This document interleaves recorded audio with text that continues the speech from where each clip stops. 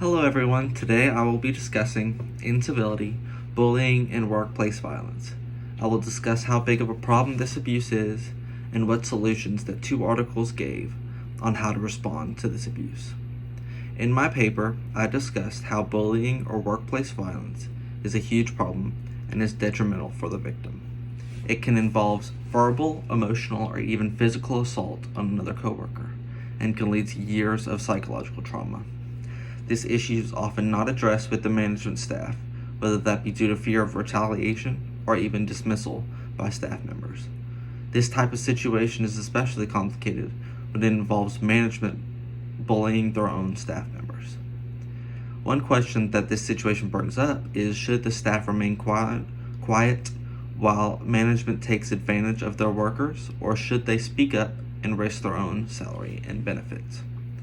In a study by Hampton, Thornberry, and Rands, 9,700 members of a nursing leadership organization were recruited to complete a cross-sectional study about bullying in the workplace. They were given a questionnaire designed to determine how many of them have experienced bullying, and were also asked what strategies they found to be most successful when dealing with a bully. They found that approximately 60% of participants experienced bullying behaviors and 26% experienced severe bullying. In that same study, over 40% of the participants answered that they found that confronting the bullies about their behavior and addressing them that way was the most successful action. And around 25% of participants found that changing jobs or even ignoring the bully altogether was the most successful action. The article listed that resilience and a high level of self-worth is crucial when facing any type of bullying in the workplace. And two common ways to help boost your self-worth is a good support system and avoiding isolation. In an article by Steele and Ballard, several reasons are given as to why we don't speak out against this type of violence. Victims may feel shame or feel like no one believed them regarding the bullying and feel the need to put up with it rather than making a fuss. Organizations may work to suppress the victims by creating a culture around silencing them with absent policies and ignoring the issue altogether. There may also be several consequences if and when you do speak up for yourself. The victim may be demoted, they may be moved to another job, to another department, or even terminated by management, seeing that the victim is a tattletale or a snitch. Several solutions were also given in this article to help solve bullying and workplace violence. Organizations themselves need to move away from a culture surrounding the workplace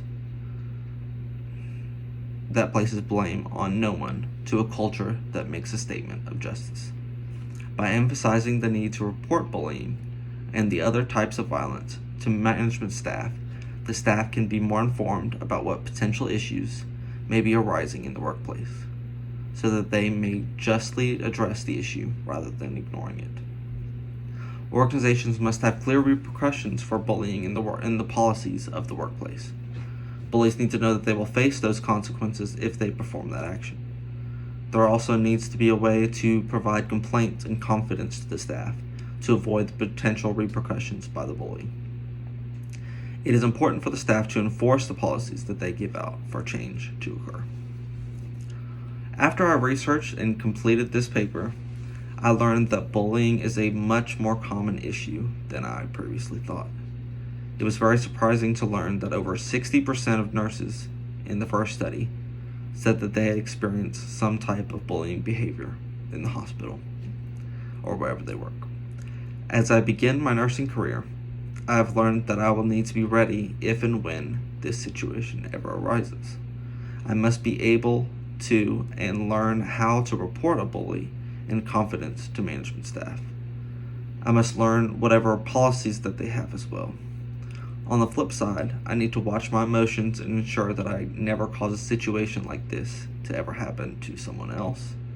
And as my nursing career progresses, and if I get a chance to become a part of the management staff, I must provide an open door of communication with my staff to allow for any reported incidences to be completed with secrecy and confidence.